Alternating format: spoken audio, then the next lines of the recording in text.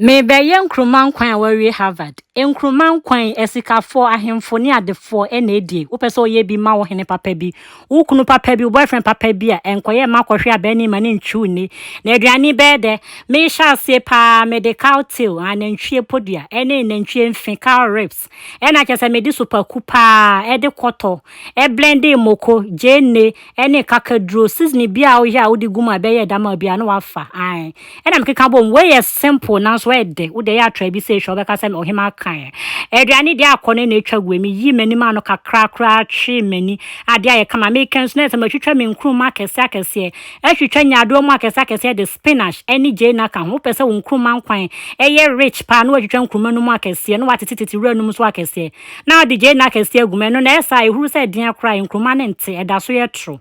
ade ye nika ade ya kono ware de etwago ya na ese ne ye lanche enumode headquarters e wa ha ebi mo so mo mpede en wo so ntimi sai bi firi mu e na chese hey me de nwo kakra gu ani wa wo hwese de nkumantan etwago ya enye obi na beka chese ya prema afo nkwan ade de nika ade ya ede aduane we wo ye oba be ma ense so koye aduane we ma na oni fie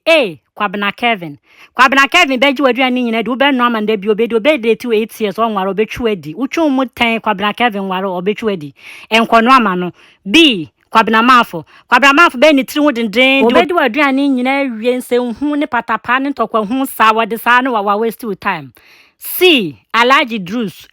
ko ha ho Alaji utwu mu 10 oba ko family de obeye bia nkosi aga we mistake na say zongo ye so mo ahwe be hwe kro be no ho ba kire bye bye.